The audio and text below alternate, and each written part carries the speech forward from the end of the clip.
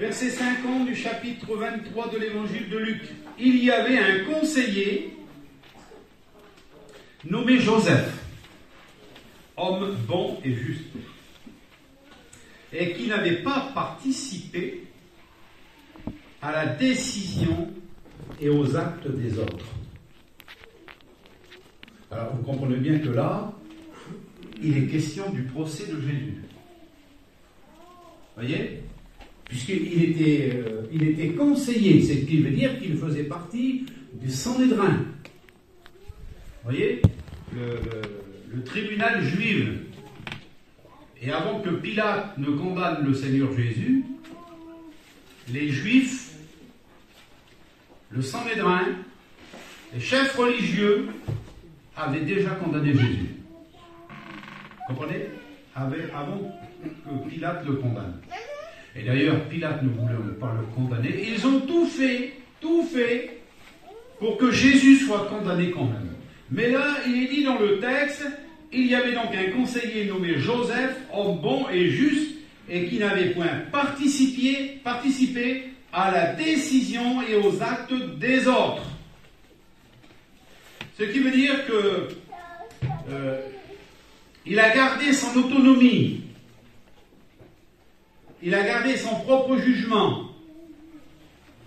Il ne s'est pas rangé derrière le jugement des autres, derrière la parole des autres.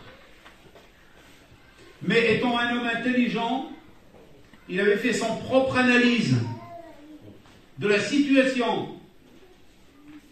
Il connaissait le personnage qui s'appelait Jésus de Nazareth, celui qu'on appelle le Christ.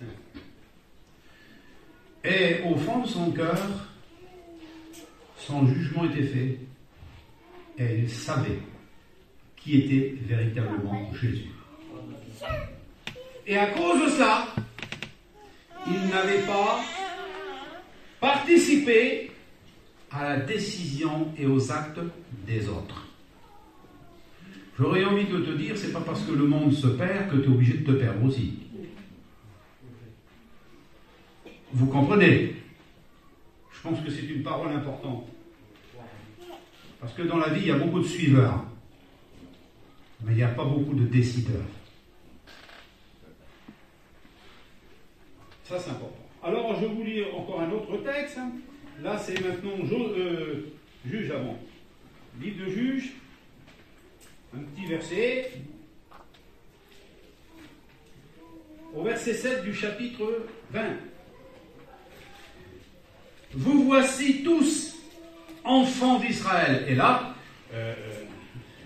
c'est l'homme de Dieu qui s'adresse. Il faut comprendre. Là, c'est important, c'est dans le livre des Juges.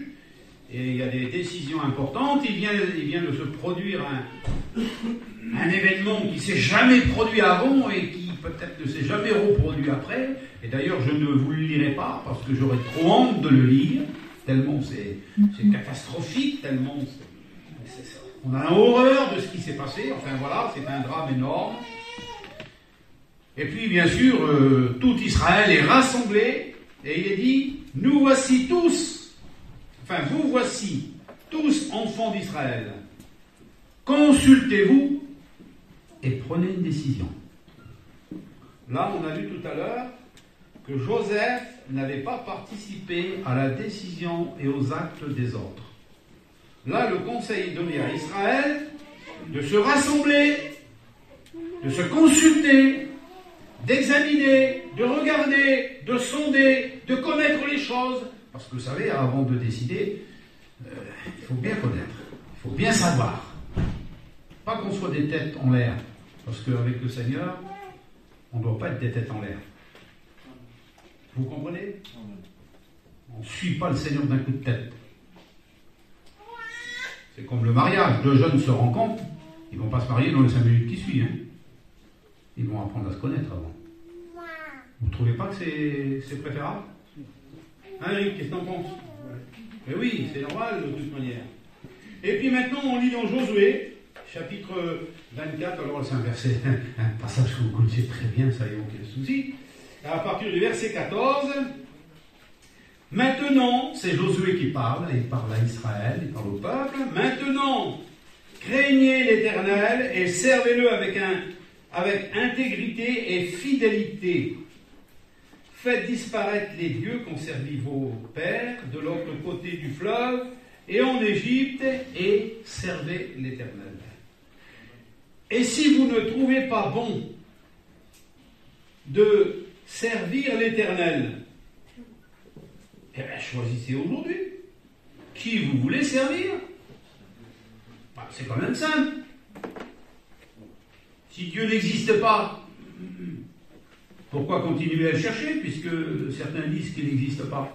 Moi, ce qui m'étonne, c'est que je vois des gens qui disent « Ah non, c'est faux, Dieu n'existe pas ». Et pourtant, ils sont toujours en train de chercher. Ça sert à rien de chercher s'il n'existe pas. C'est parce qu'au fond, ils ne sont pas sûrs qu'il n'existe pas. Il y a encore une incertitude. Et si je m'étais trompé? Ça est toute la question. Hein? Voilà. Alors choisissez aujourd'hui qui vous voulez servir. Ou les dieux que servaient vos pères, au-delà du fleuve, ou les dieux des Amoréens, dans le pays desquels vous habitez. Vous êtes libres. Choisissez. En un mot, décidez. Et Josué continue, et je finis la phrase là. En ce qui me concerne, parce que c'est ça qu'il est en train de dire, il va dire « Moi et ma maison ». Nous nous sommes consultés. Il dit « Moi et ma maison ». C'est parce qu'en fait, il s'est consulté, il en a parlé avec sa femme, parce que quand on a des décisions importantes dans un foyer, on en parle. Les deux, on parle quand même. Quand on est un foyer, on est un couple. C'est pas une seule voix, il y a deux voix. Les deux ne forment qu'un. Ils parlent d'une seule voix, mais avant, ils se sont concertés, ils ont discuté, ils ont parlé ensemble. Et après avoir discuté, parlé, consulté, qu'est-ce qu'ils ont fait? Ils ont décidé. Et ils ont dit, c'est beau, moi, et c'est lui qui se fait le porte-parole, c'est normal, c'est le chef du foyer. Moi et ma maison, nous servirons l'Éternel. Moi et ma maison, nous avons décidé de suivre l'Éternel, de servir l'Éternel. Quel bon choix. Hein? C'est merveilleux. Et ce soir, si vous aviez une décision à prendre, j'aimerais vous parler quelques instants, justement, rapidement comme ça, de la puissance d'une décision. De tout ce qui peut découler d'une décision. Il y a tellement de personnes qui se sont trompées et qui ont pris des décisions à la hâte et qui n'ont pas examiné, sondé. Vous voyez, un jour, j'ai écouté un témoignage. J'étais toujours chrétien, ça faisait peut-être 1 an que j'étais marié. C'est une jeune femme, d'un certain âge déjà quand même, c'était une vieille fille plutôt. Il s'était marié dans son âge avancé. Et elle disait ces mots. Hier, je me suis marié. Et aujourd'hui, je regrette. Je ne sais pas si vous comprenez un petit peu, mais c'est un peu bizarre quand même, non? Elle s'était mariée au jour de la veille et le lendemain, elle regrettait de s'être mariée. Alors, elle aurait dû faire réfléchir avant. Vous ne trouvez pas, vous? Ça lui aurait évité beaucoup de désagréments. Et je pense que c'est important. Alors, j'ai voulu lire ces petits textes parce que je trouve qu'il y a beaucoup de gens qui sont légers, très légers, avec les choses de Dieu. Ça, c'est ma conviction. Il y a parmi le peuple de Dieu, mais aussi parmi ceux qui côtoient, ceux qui suivent les réunions, parce que vous savez, il faut savoir que dans nos réunions, il y a ce que l'on appelle les sympathisants. Des gens qui sont souvent à nos réunions, et les chrétiens sont gentils, puis il y a une bonne atmosphère, et puis on est tranquille avec les chrétiens, parce que même quand on est en mission, tout est organisé, tout est bien. Alors, c'est comme le peuple d'Israël quand il est sorti d'Égypte, il y a eu tout un ramassis de peuple qui est sorti avec le peuple vous voyez, ils ont profité de l'occasion pour partir de l'Égypte, et puis ils n'ont pas eu tort. Qu'est-ce que vous voulez faire, hein? On ne peut pas donner tort à tous ces sympathisants qui suivent les chrétiens et puis qu'ils sont bien en leur compagnie parce qu'ils savent qu'il n'y a pas de danger, c'est la paix, il n'y aura pas de bataille, il n'y a plus d'alcool, il n'y a plus rien, c'est merveilleux, mais merci Seigneur, ils sont là. Ah oui, d'accord, mais voilà, ça ne va pas plus loin. Ça ne va pas beaucoup plus loin. Et je pense qu'à un moment ou à un autre, il va falloir prendre une décision. Je ne sais pas où vous en êtes, je ne sais pas s'il y a des sympathisants ici, des gens qui suivent les réunions, ils sont assidus, ils viennent, ils sont là, mais ils n'ont pas du tout l'intention d'aller plus loin. Non, parce qu'ils sont bien comme ça. Il y en a plein qui disent, mais moi je suis bien comme ça. C'est vrai, Péricole. Il y en a des gens comme ça, hein. J'en ai dans ma famille, moi. Oui, il n'y a pas de problème. Hein. J'aimerais vous dire tout de suite que la décision, c'est une des choses très très importantes, parce qu'une décision, elle va engager le futur. Vous comprenez, c'est important. Mais j'aimerais tout de suite vous dire que le décideur, c'est-à-dire celui qui décide, le décideur, il récolte ce qu'il a semé. Il récolte ce qu'il a décidé de dire ou de faire. Et vous avez fait attention que Joseph, c'est ça, Joseph d'Arimathée, là, il s'est prononcé dès le départ. Il a examiné, il a consulté un homme intelligent, une femme intelligente, elle a un cerveau, elle examine, elle écoute, elle comprend, elle cherche, elle découvre, et puis elle prend une décision. Elle ne reste pas sur l'indécision, mais elle doit prendre la décision adéquate et la meilleure. Ah oui, c'est important. Alors, le décideur récolte toujours ce qu'il a semé. Je ne sais pas ce que vous avez décidé pour votre avenir. Je ne sais pas. Mais dites-vous bien une chose, que le futur sera ce que vous en faites aujourd'hui. Et c'est pour ça qu'il faut réfléchir. C'est bien d'être à la rue. C'est bien d'être un sympathisant, c'est bien d'être sympathique, de toute manière, vaut mieux être sympathique que méchant, être gentil. Mais c'est pas suffisant pour aller au ciel. Pour aller au ciel, il faut être en aptitude de prendre une décision. Il y a des futurs étudiants là. Un jour, vous avez décidé de suivre le Seigneur. Et maintenant, vous avez décidé de servir le Seigneur. Ah oui, c'est... Bon, il y a eu un appel, il y a un désir, il y a quelque chose dans votre cœur. Vous avez décidé. Ben, il en sera de votre décision, enfin, il en sera de votre récolte par rapport à votre décision que vous avez prise. J'aimerais vous dire que la décision, elle est le point de départ d'une action, de quelque chose que l'on va faire, que l'on va accomplir. C'est la décision qui est le point de départ. Et il y a plein de gens où ça fait des années qu'ils sont là, et ils ne se sont jamais positionnés. Jamais. Toujours là dans l'indécis. Vous voyez, entre deux eaux, comme on dit. Hein, ils sont là. Et pour arriver à se positionner, posez-leur la question, vous verrez. Hein, c'est le flou, on ne sait pas. Mais un jour ou l'autre, il faut décider. On ne peut pas rester dans l'indécision. Vous comprenez? Alors, donc la décision, c'est le point de départ d'une action. C'est pour cela que la décision, elle exige beaucoup de réflexion. Et il faut bien réfléchir. Il faut bien calculer. Il faut peser. Quand vous allez acheter une caravane, vous allez acheter une auto, vous n'achetez pas la première venue. À moins que ce soit une affaire extraordinaire, vous êtes un fin commerçant, et puis que, bon, c'est autre chose. Mais autrement, vous allez examiner, vous allez regarder la grandeur, la largeur, la hauteur, la couleur, les formes, vous allez tout regarder. Et puis je sais que les sœurs, quand ils rentrent dans un camping pour l'acheter, si c'est une caravane d'occasion, vous soulevez les coussins, vous regardez partout. Vous voyez, s'il n'y a pas d'humidité, s'il n'y a pas de trou quelque part, s'il n'y a pas de... Je ne sais pas, moi, bon, allez, c'est normal, on examine avant de décider. Parce qu'une fois que la décision elle est prise, écoutez bien ce que je dis, une fois que la décision elle est prise, il est trop tard pour faire marche arrière. Vous comprenez? Surtout si c'est une décision avec Dieu. Parce que là, c'est important. Hein? Proverbe 4 et verset 26, laissez-moi vous le lire. Il est dit, prépare ton chemin avant de t'y engager. Parce que dans la vie, il faut emprunter que des routes sûres, que des chemins certains. Et c'est pour ça qu'il est dit, prépare donc ton chemin avant de t'y engager. Et il y a une autre version, c'est la parole de vie, elle dit, réfléchis avant de commencer. avant de commencer quelque chose, avant de commencer une relation avec quelqu'un, avant d'entamer une route, avant de choisir une destination, réfléchis bien. Regardez, en ce moment, il y a un peu des voyages, à droite à gauche, à l'étranger. En ce moment, il faut réfléchir à deux fois. Hein. Avec les attentats, avec tout ce qui se passe. Hein. Il faut être prudent. Hein.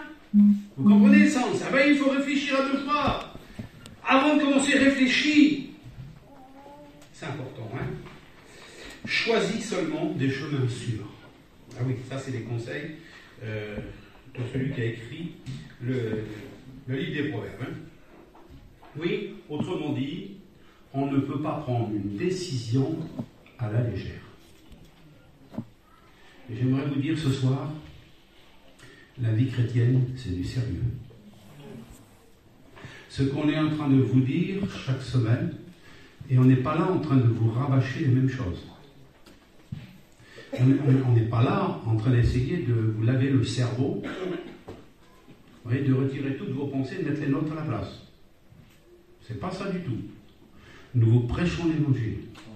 Et nous vous demandons de prendre conscience de votre état, de l'état, de la situation, et de comprendre qu'il y a devant vous l'éternité qui arrive. Parce que notre seul but à nous, c'est le salut de vos âmes.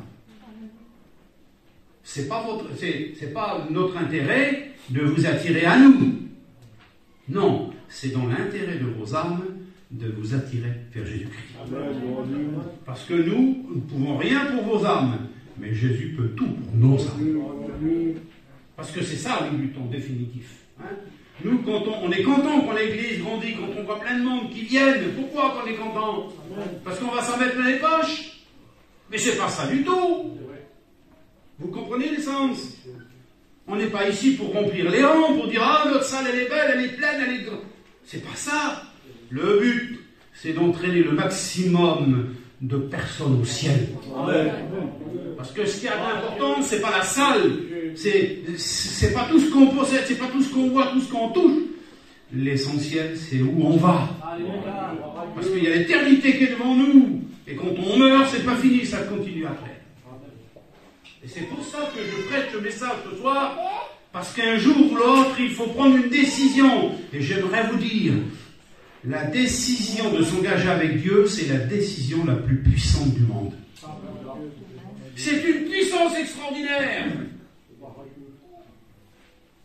Parce que depuis le jour, moi, où j'ai décidé de suivre le Seigneur, il s'est accompli en moi des choses merveilleuses. Et elle m'a donné la capacité de tenir depuis 54 ans dans ma vie chrétienne, de marcher avec le Seigneur. J'étais tout jeune quand je me suis converti. Le monde s'ouvrait à moi. Toutes les belles choses que le monde propose étaient devant moi, à ma disposition. Et j'avais juste à croquer dedans, à pleines dents, et profiter de tout. Et alors que j'étais fermement décidé à profiter de la vie, à me remplir les poches, à passer des moments agréables, c'est à ce moment-là que j'ai été confronté à la prédication de l'Évangile. Et que j'ai compris qu'il y avait deux endroits où passer l'éternité. Et que c'était ici, sur cette terre, que je devrais décider là où j'irais passer cette éternité. J'avais un peu plus de 17 ans. J'ai vite calculé. J'ai pris le temps de réfléchir. J'ai pris le temps d'examiner. Parce que je n'ai pas voulu croire comme ça d'un seul coup, but en blanc, ce qu'on me disait comme ça, ça m'a percuté, le message m'a percuté. Mais bon, je n'étais pas un grand écrivain, ni un grand lecteur, mais je savais lire et écrire. Parce qu'à l'époque, je lisais beaucoup de livres de cow-boys. Je ne dis pas les films, mais les petits livres de cow-boys, les petits Gleck le Rock, t'as pas connu ça, les gros, toi? Bois Fleury, tu te rappelles, l'ensemble là-bas. Ah oui.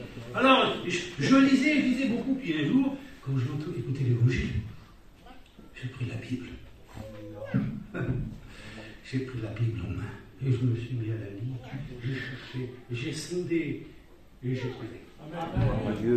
Et quand j'ai sondé, quand j'ai découvert, et quand j'ai trouvé, le pasteur est venu à moi, il m'a dit, alors, qu'est-ce que tu vas faire? J'ai dit, moi, je m'engage avec le Seigneur, je me fais baptiser.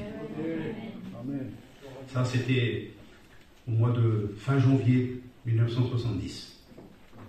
Vous voyez? Je n'avais pas d'argent, je n'avais pas de camping, il n'y avait pas de lit pour dormir. Je dormais dans le camping à mon frère, il n'y avait rien du tout. Juste les affaires qui étaient sur le dos. Bon, on n'avait rien, les vieux, tu te rappelles, les vieux. C'est parti, les vieux, ça rendait les touristes. Mais là, j'avais trouvé un trésor immense. Immense trésor. Et depuis ce jour, c'est une mine d'or dans laquelle je plonge mes regards tous les jours. Et c'est merveilleux. Ah, merci Seigneur. On ne prend pas une décision à la légère. Si vous saviez ce que c'est que l'Évangile. Si vous saviez quel trésor immense. Je ne parle pas d'une religion, moi. Je ne peux pas me demander de changer de religion. Hein. C'est pour changer une religion pour en prendre une autre, ça sert à quoi? C'est comme si on change une chemise. On change, parce qu'elle est sale, on la change, et on va la laver, on mettra l'autre après. Oui, mais c'est pas une religion, là. C'est le Dieu vivant et vrai. Amen. Celui qui nous aime vraiment et qui nous accompagne tous les jours, qui marche à nos côtés, qui nous console quand on pleure, et qui nous fortifie quand on est affaibli, qui nous conseille quand on a besoin, parce qu'on va s'égarer, quand on est découragé, il vient nous encourager, il nous donne des forces. Quand on est malade, il est capable de nous guérir, de nous relever, même s'il ne nous guérit pas, il nous donne la force de supporter. Quand on souffre cruellement, parce que des fois on souffre beaucoup. Ah oui, parce que la vie, c'est pas parce qu'on devient chrétien qu'on ne souffre plus. Mais non, pas du tout. Mais dans ces moments de souffrance, il est à nos côtés pour nous aider à supporter la souffrance. Et c'est ça qui est merveilleux. Et même si on est rejeté, il nous fait comprendre que lui aussi a été rejeté. Et qui peut mieux le comprendre que lui? Et même si quelqu'un serait incompris ce soir, de sa famille ou des autres, Jésus te comprend. Amen. Beaucoup mieux que tu ne le penses. Oui, on ne faut pas une décision à la légère. D'ailleurs, le proverbe 20 et verset 25, il est dit que c'est un piège pour l'homme que de prendre à la légère un engagement sacré avec Dieu. C'est un piège pour l'homme ou la femme de s'engager à la légère avec Dieu. Je me suis marié hier, aujourd'hui je regrette. Je me suis fait baptiser hier. Ah là là, quelle misère, qu'est-ce que j'ai fait? Ah, j'aurais pas dû me faire baptiser. Vous connaissez un chrétien qui a parlé comme ça? Je ne connais pas. Hein? D'ailleurs, quand j'écoute les témoignages, la plupart du temps, on a dit si j'avais su, j'aurais fait avant. C'est ça en définitive. Non, on ne s'engage pas à la légère avec le Seigneur. Et de ne réfléchir qu'après avoir fait un vœu. Vous avez déjà fait des vœux, vous? C'est ce que c'est qu'un vœu, hein? Un vœu, c'est une promesse. Un vœu, c'est un engagement, c'est un défi ardent qui est notre cœur. Un vœu, c'est une parole donnée. Seigneur, je te suivrai dans les bons et dans les mauvais jours, jusqu'à mon dernier jour. C'est ça, un vœu, et nous l'avons fait, et je l'ai fait le jour de ma conversion. Tu peux le faire aussi ce soir. Amen. Dieu soit béni. Je suis pas trop long là, ça va? Je vois pas trop bien, moi, la lumière n'éclaire pas la montre là. Merci Seigneur. Alors j'aimerais vous dire tout de suite, je ne sais pas, il y a peut-être des décisions qui devront être prises ce soir. Et moi je ne connais pas la nature de la décision qu'il te faudra prendre. Parce que ta vie, je ne la connais pas moi. Ta famille, je ne la connais pas. Parce que même si on se connaît comme ça, voilà, j'ai vu Michael, il est où? Il est où? Hein? Il est où? Elle est là. On se connaît depuis longtemps, là. Ah, ça fait... Déjà, je l'ai connu. Quel âge que t'as? 44. Ben, il n'était même pas au monde quand je me suis converti. Il était déjà avec ses parents, alors, vous savez. Ah oui. Donc, je l'ai connu. Il n'était pas haut, hein? Ouais. Peut-être qu'il a des décisions à prendre. Parce que même que je ne connais pas son foyer, je ne connais pas sa famille, moi. Je ne connais pas ses affaires. Je ne connais pas comment il vit. Il ne vit pas avec nous. Je ne sais pas, moi. Il a peut-être des décisions importantes à prendre. Peut-être toi aussi, tu as des décisions à prendre. Il y a peut-être une sœur, un frère, ou je ne sais pas qui, un foyer, une famille. Il y a des décisions que vous avez à prendre. Moi, je ne connais pas les décisions que tu as à prendre. Ah, c'est important, hein. Vous voyez, je méditais Seigneur quand il m'a... Alors, attends, j'avais oublié que... Parce que Gianni, quand il m'a dit qu'il faut venir faire la réunion, jusqu'à aujourd'hui, là, c'était parti aux oubliettes. Complètement oublié. Et vers 4 heures, j'étais là, dans le chemin, avec tonton. Alors, il dit, tu vas à Reims ce soir? Faire la réunion? Je dis, comment je vais à Reims? Je ne vais pas à Reims. C'est vrai ce que je dis, vous parlez à tonton, vous allez voir. Et puis, il dit, si. Il a décidé vendredi, les frères ils m'ont dit. Et après, j'ai réfléchi. t'aimais Jenny, ils m'ont piégé. Non, rassurez-vous, il ne m'a pas piégé. C'était la volonté de Dieu. Je suis convaincu que c'est la volonté de Dieu. Vous voyez? Mais c'est vrai que j'ai oublié. Hein. Je vous le dis honnêtement, j'étais complètement passé aux oubliettes. Avec la rééducation de ma femme, on fait 4 fois l'aller-retour Reims, Lens par semaine, du lundi au vendredi. Alors c'est compliqué. Bon, allez, ça c'est pas grave. Hein. Mais c'est pour vous dire des fois qu'on prend des décisions et on oublie. Hein? Alors je ne sais pas, moi ce soir, il y aura peut-être une décision à prendre. Hein? Et tu sais de quelle nature elle est cette décision? Parce qu'elle te concerne. Concerne ton foyer, ta famille. Je ne vais pas dire la chose, parce que moi je ne la sais pas, mais Dieu la sait. Et toi aussi tu le sais. Parce que tu sais ce qui s'est passé hier. Moi je sais ce qui s'est passé hier pour moi. Et peut-être que pour toi aussi il y a des choses qui se sont passées hier, avant-hier, dans les mois, dans les années à venir, à passer, mais peut-être cette nuit. Ou aujourd'hui. Une décision, j'aimerais tout de suite vous dire, une décision, elle peut effacer ton passé. Oui? Si tu veux, tu te tournes vers le Seigneur, il y a une décision que tu prends et ton vilain passé qui pèse sur tes épaules, ce passé de culpabilité qui revient en boucle dans ta tête, vous savez, comme les émissions à la télévision ou à la radio, ça revient en boucle, sans arrêt, sans arrêt, sans arrêt. Tu connais les choses. Et tu sais. Moi, je ne sais pas. Mais toi, tu sais. Jésus te le dit. Ce soir, c'est la parole. Ce soir que j'avais pour vous, ce soir. Et comme je vous disais, je ne vous rappelais plus. J'ai rentré dans mon bureau du Seigneur. Et puis le petit papier, il était là. D'ailleurs, il est encore là, mon petit papier. J'avais noté ça sur le papier. La puissance d'une décision. Et j'ai senti qu'il fallait que je le dise ce soir. Si tu savais quelle puissance tu as dans les mains, elle peut effacer ton passé. Toutes ces vilaines choses, toutes ces choses qui sont là, tu pourrais te les arracher. Ah, si seulement je n'avais pas vu, tu t'arracherais les yeux, ça ne change rien. Il est trop tard. Dans la Bible, il est parlé d'un roi qui était parti, emmené en déportation. Et avant de lui crever les yeux, le roi d'Assyrie qui a fait ça, avant de lui crever les yeux, il a fait tuer ses fils devant lui. Vous vous rendez compte, c'est horrible de voir ça. Pour qu'il meure, qu'il perde la vue avec la mémoire gravée à l'intérieur. Ton passé est gravé ici. Et il te tourmente là. Ce soir, une décision peut tout effacer ton passé. Jésus peut le faire. Amen. Et te dénouer, effacer cet état de culpabilité. Qui peut le faire? Oui, une décision peut effacer ton passé. Je sais que le mien a été effacé. Et c'est terrible. Il n'est jamais remonté à la surface. Jésus l'a coulé au fond de la mer. Tous ces péchés, toutes ces choses, c'est tellement loin ça. Fini, terminé, ils n'existent plus. Le sang de Jésus, allez, il a tout blanchi que c'est. Merci Seigneur.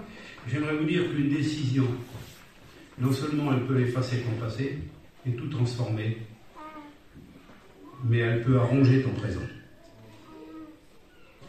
Parce que ton passé pèse sur toi, mais ton présent n'est pas très glorieux.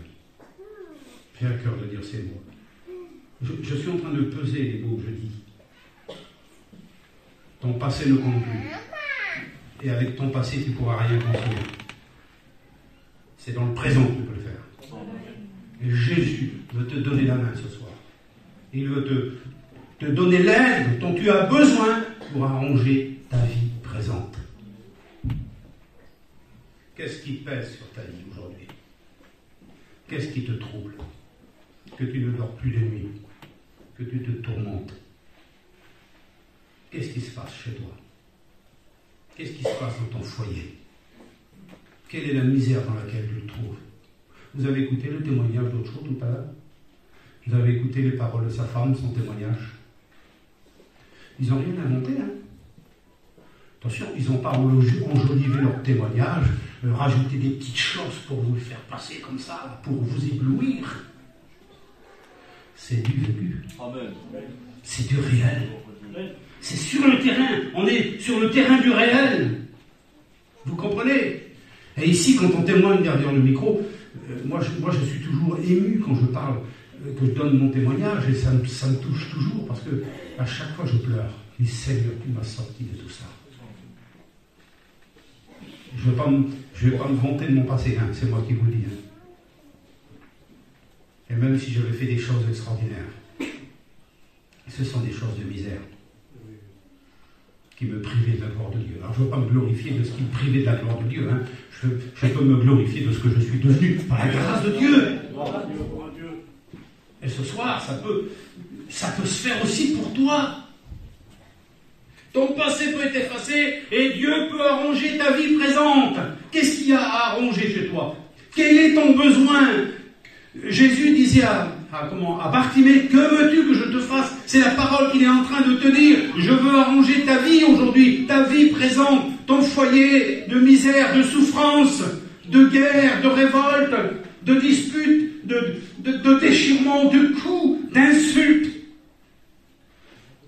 Jésus te propose de tout changer, de tout arranger, cette misère dans laquelle tu vis. Dieu peut tout changer. Gloire à Dieu. C'est avec ce message que je suis venu. Amen. Ce n'est pas un grand langage théologique. Mais je sens qu'il y a un mot de Dieu pour quelqu'un. Je n'irai pas au bout du message. Parce que j'ai pris plein de notes, je l'ai pris. Ah oui, mais certainement que les notes que je ne dirai pas, c'est que c'était pour moi. Et je les garde dans le secret de mon cœur, parce que moi j'en ai besoin. Vous comprenez? Oui, il peut effacer ton passé, il veut arranger ton présent. Là, il veut trouver une solution. Là, ici, aujourd'hui, dans cet instant. Si tu veux, c'est possible. Et il n'y a qu'une seule chose qu'il va falloir que tu fasses. C'est que tu prennes la décision. Parce que si tu ne décides pas, toi, parce que la décision, c'est de ton côté qu'elle est. Hein. Le Seigneur, lui, il a déjà pris la décision de te sauver. Il est venu sur la terre, il a donné tout, il a fait tout, il a tout préparé, il a tout mis en place. Ça, vous savez, c'est comme la bouteille d'eau, elle est devant moi. Si je meurs de soif, c'est pas de la faute de la bouteille et c'est pas de la faute de celui qui me l'a donnée. Ça sera de la mienne parce que je ne la bois pas. Et il y a des gens qui seront perdus avec l'évangile dans leur foyer. Il y a des enfants qui seront perdus alors que leurs parents sont sauvés. Il y a des parents qui sont perdus alors que leurs enfants leur parlent du Seigneur. Il y a des maris qui sont perdus alors que leur femme est une chrétienne et qu'elle souffre cruellement à cause de leur comportement. Vous comprenez le sens? Je ne sais pas si c'est le cas ici ce soir, mais ça serait le cas, je ne serais pas étonné. Il y a des chrétiens qui se débrouillent à marcher fidèlement avec le Seigneur. Mais pour une sœur, vit avec un mari rétrograde qui commet le péché, qui vit dans la misère, dans le temps présent, quelle souffrance, quel malheur. Oui, il faut regarder la vérité en face. Il y a des gens qui font souffrir les autres, surtout ceux qu'ils aiment, et surtout ceux qui les aiment. Jésus veut changer ton présent. Il peut changer le présent de ton foyer. Comme il a fait pour autre chose, il a changé son foyer. Là où il y avait les ténèbres, il a mis la lumière. Là où il y avait la violence, il a mis la gentillesse. Vous voyez? Là où il y avait les cris, il a mis, là où il y avait la haine, il a mis l'amour. Il a mis la douceur, il a mis la compassion, il a mis la miséricorde. Les enfants avaient peur de lui. Aujourd'hui, les enfants sont heureux avec leur père et leur mère. Que c'est beau. Jésus veut changer ton présent. Mais pour ça, la clé, elle est de ton côté. C'est toi qui dois décider. Je vais terminer. C'est pas la peine que j'aille trop loin là, parce que j'en ai largement assez dit. Hein. Vous avez compris le message. C'est pas fini mon message. Il y a encore plein de choses à dire, mais voilà, c'est fini pour moi. Hein. Une décision peut effacer ton passé.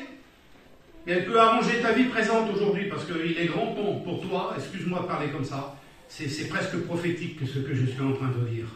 Il est grand temps que ton présent soit arrangé. Parce que tu vas finir en drame. Alors il faut impérativement que ce soir, tu décides de remettre ta vie entre ses mains. Que tu décides de remettre ton foyer entre ses mains. Que tu décides de remettre ton cœur entre tes mains. Mon fils, ma fille, donne-moi ton cœur, dit l'Écriture. Eh bien, il faut ce soir que tu décides, parce que c'est une décision de ta part.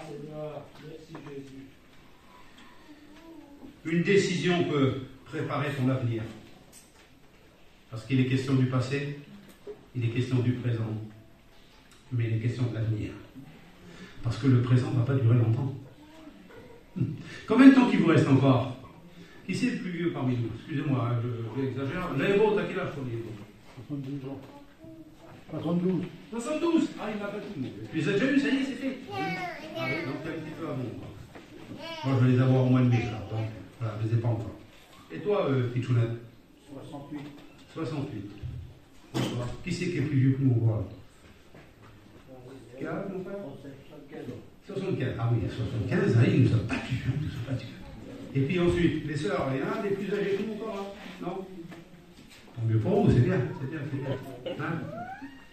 75. Est-ce que tu peux me dire que tu vas arriver à 80? C'est un problème, la question que je me pose, hein? Que je pose, hein? T'es pas sûr, hein? T'es pas sûr. Ben, moi, je suis pas sûr d'arriver à 75. Ah, même pas 72, parce que d'ici le mois de mai, 72, je peux partir avant. Et il y a l'éternité. L'avenir éternel est beaucoup plus important que tout le restant. Vous comprenez le sens? C'est la décision qu'il faut prendre, et j'aimerais vous dire ce soir, ta décision de croire en Jésus-Christ peut tout changer. Elle peut tout changer. N'est-il pas écrit que tout est possible à celui qui croit? Mais c'est Jésus qui l'a dit dans sa parole. Tout est possible à celui qui croit. Ce qui veut dire que ton passé peut être effacé, ton présent peut s'arranger, Dieu peut arranger tes problèmes. Il peut les arranger. Et écoutez, les témoignages sont nombreux, il peut les arranger. Mais plus que cela encore, on va quitter le présent et il y a l'avenir qui nous attend. Et la Bible nous dit qu'il y a deux endroits où passer l'éternité. Et c'est là qu'il faut être au clair par rapport à notre départ pour l'éternité. Il faut savoir où on va. Il faut savoir où on va. Quand on part avec la caravane, en principe on accroche. Tu vas où? Je suis à tel endroit, je suis à tel endroit, tel endroit. Les vieux, vous savez ce qu'ils faisaient dans le temps? Moi je me souviens, j'ai connu ça, hein, dans ma jeunesse. Hein. Alors ils avaient toujours des casquettes de marine. Tu te rappelles, hein, les casquettes de marine, les vieux, hein, je me rappelle. Alors on fait comment? On va où? Alors il y en a un qui décrochait la casquette, et puis il achetait. Et ils allaient direction où la lisière de la casquette a dirigé. Ah ben on s'en va pas. C'est la casquette qui dirigeait leur vie. C'était ça, hein, les vieux, je me souviens, moi. Je ne savais pas où ils allaient. Mais aujourd'hui, on sait où on va. On va à droite, on va à gauche. D'ailleurs, dans notre pays, si on n'a pas de place pour nous accueillir, on est vraiment embêté pour stationner aujourd'hui. Hein. Ça devient compliqué. Hein. Alors, dites-vous bien une chose, ce n'est qu'une petite place sur la terre. Et la place dans le ciel, elle est beaucoup plus importante. Parce que, croyez-moi, on ne pourra pas stationner là où on n'a pas le droit. Ah, si vous lisez l'évangile de Luc, il est question de la parabole des invités. Et il y avait quelqu'un qui était rentré dans les noces, alors qu'il ne devait pas être là, il n'avait pas à rentrer, c'était pas sa place, parce qu'il ne s'était pas préparé. Avant d'entrer, il n'avait pas pris la décision de se préparer. Pour ça, la Bible dit, prépare-toi à la rencontre de ton Dieu. C'est des petits versets de la Bible, mais qui sont là plein de lumière. Oui, ta décision de croire peut tout changer. Vous savez que croire en Dieu, c'est une décision que l'on prend. Je ne sais pas s'il y a des inconvertis ici, des gens qui ne sont pas encore engagés avec le Seigneur. Mais la foi, elle vient de toi. Vous comprenez? Elle vient de toi. La foi, ce n'est pas un fruit que tu cueilles sur un arbre. C'est toi qui décides de croire. Moi, je sais que dans mon cœur, j'ai décidé de croire. Parce que j'ai découvert que Dieu était vivant et puis que le monde, ça ne pouvait pas s'avoir fait tout seul. Et j'ai recherché Dieu. Je l'ai trouvé. et ma vie a changé. Tout est possible à celui qui croit, et ça je te le dis ce soir, tout est possible pour toi si tu le veux ce soir, si tu te décides. J'aimerais te dire que la décision de te repentir peut tout changer pour toi ce soir. Tu voudrais que ton présent change. Ta vie de misère, ta vie de souffrance, ta vie de patachon. Tu voudrais qu'elle change cette vie. C'est une décision qui peut tout arranger. Celle de croire et celle de se repentir.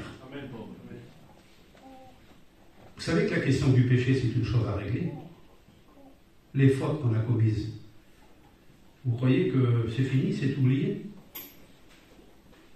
Une faute, elle n'est oubliée que si elle a été confessée au Seigneur et s'il y a eu une repentance sincère et vraie. À partir de là, la faute, elle est effacée, elle n'existe plus. Le passé, terminé, il est plus rien. Il est blanc. Mais tant que la faute n'a pas été reconnue, avouée, et qu'il n'y a pas eu une repentance sincère, la faute, elle demeure. Vous comprenez? Et ce soir, la question du péché, c'est une des questions très importantes. C'est doctrinal, ça. Le sang de Jésus a coulé sur la croix pour vous purifier de tout péché. Et je sais, j'ai une foi ferme et certaine que le sang de Jésus est capable de te purifier de tout péché. Mais la condition, c'est que tu crois. Et la deuxième condition, c'est que tu te repentes, que tu confesses, que tu reconnaisses. Se repentir, c'est regretter amèrement le mal que l'on a fait. C'est désirer changer et réparer toutes les choses qu'on a faites. Je disais ça dimanche dernier, samedi dernier plutôt, j'étais à Pierrelet en train de prêcher. Un jour, un pasteur a été appelé à visiter un jeune homme à l'hôpital. C'était un drogué qui était en fin de vie. Tellement il avait fait, il était rendu qu'il était en train de mourir sous son lit. Et donc le pasteur est arrivé, il s'est approché de lui, et il a dit, jeune homme, que puis-je faire pour toi? Ou que puis-je faire pour vous? Il l'a tutoyé, c'est pas un problème. Et ce jeune homme s'est tourné tant bien que mal et lui a répondu, il a dit, monsieur, ici, il n'est pas question de faire, il est question de défaire. Si seulement je pouvais défaire tout ce que j'ai fait. Et je suis attaché, je suis lié. Et je m'en vais en enfer irrémédiablement perdu. Parce que je suis lié, parce que je suis pris. Je voudrais que quelqu'un t'efface tous ces liens. Et le pasteur lui a dit, c'est pour ça que je suis venu. Parce que je connais quelqu'un qui peut te dévier. Qui peut défaire tout ce que tu as fait. Eh bien, ce soir, c'est possible. Dieu peut le faire au milieu de nous ce soir. Mais pour ça, il faut que tu le crois. Il faut que tu prennes la décision de croire. Pourquoi resterais-tu dans l'incrédulité et serais-tu perdu parce que tu dis Dieu n'existe pas? Mais tu n'en as même pas la preuve qu'il n'existe pas. Parce que la réalité, tout ce qui se passe autour de toi, te prouve que Dieu est vivant et qu'il t'aime. Ta décision de te repentir, de confesser tes péchés, peut tout changer. La condition dans laquelle tu vis.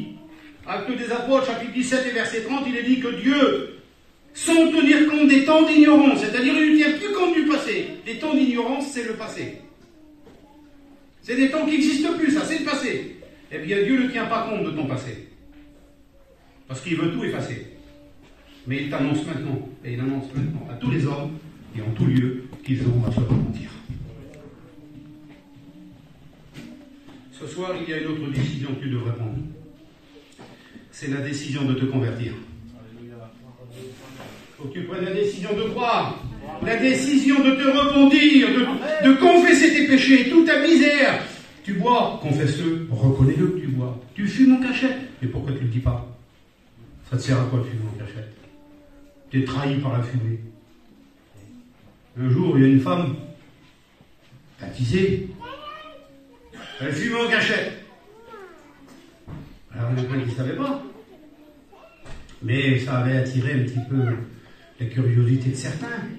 Ils ont dit, c'est bizarre, dans le camping de la femme, là, il y a de la fumée qui sort par le vasistas en haut. C'est dangereux. Alors un jour, elle est rentrée chez elle, et elle s'est cachée dans le cabinet de Colette, et puis vite fait, elle a allumé sa cigarette. Et puis elle avait tout fermé, le camping fermé, la porte fermée, et puis d'un seul coup, elle s'est sentie trahie. Elle s'est sentie découverte.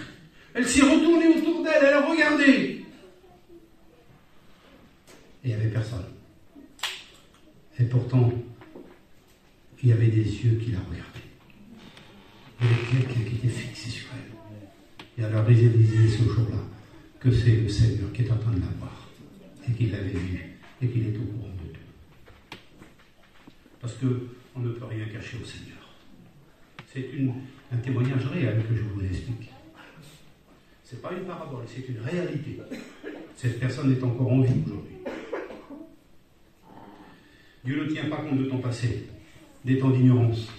Aujourd'hui, il te responsabilise parce que tu sais. Et le message que j'apporte aujourd'hui, il est salutaire pour toi. Si tu décides. Mais si tu refuses, alors c'est la perdition éternelle. Parce qu'il y a deux mains qui se tendent. Celle du Seigneur et celle de l'ennemi qui veut t'entraîner avec lui dans sa misère éternelle. Oui, la décision de te convertir, c'est quoi la conversion? La conversion, c'est un demi-tour que l'on fait. Vous voyez, un demi-tour. Vous savez ce que c'est qu'un demi-tour? Regardez, je suis devant vous là. Moi, je vais faire demi-tour. Regardez, je fais demi-tour. J'avance. J'ai fait demi-tour. Et je refais demi-tour. Et la conversion, c'est un demi-tour. Je pars dans une direction, je suis perdu. Et je me tourne, je me détourne, et je m'engage avec le Seigneur. Ça s'appelle la conversion. Attention, il ne s'agit pas de faire un tour complet, hein, parce qu'il y a des gens qui se convertissent comme ça. Ils font comme ça, complet, puis ils repartent toujours dans la même direction. Ça, c'est pas la conversion, c'est faire un tour sur lui-même. C'est plus qu'un tour sur soi-même. C'est une véritable conversion. Il faut s'engager avec le Seigneur. Vous comprenez?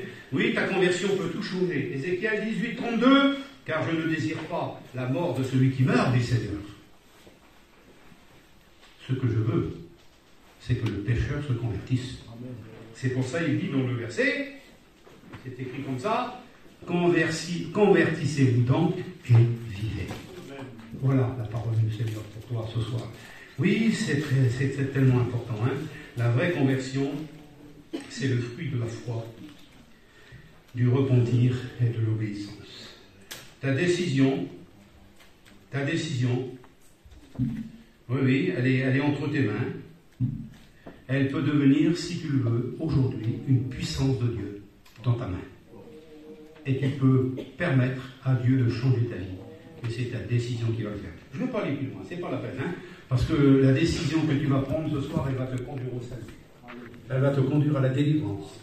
Elle va te conduire à la transformation, au changement radical de ta vie tout entière. C'est ce qui s'est passé pour les témoins ce soir. Vous comprenez? C'est ça en définitive. La décision que tu vas prendre, elle est même capable de te conduire à la guérison. La guérison de ton corps, mais surtout la guérison de ton âme. La guérison de ton esprit. C'est tellement, tellement merveilleux. Et puis, la décision que tu vas prendre, elle est capable de te conduire à la résurrection, c'est-à-dire à la vie éternelle. Et ça, c'est la décision que tu vas prendre. Et c'est à toi qu'elle appartient. C'est pas moi, je l'ai pris déjà. Ça y est, c'est fait pour moi. C'est fait. J'ai réglé le problème. J'ai réglé le problème à genoux au pied du Seigneur. J'ai pris la décision. Et je peux vous dire, je ne regrette pas ce jour où j'ai décidé. Et je m'y tiens encore. Parce que s'il faut que je décide, et bien je le ferai tout de suite. On prie ensemble.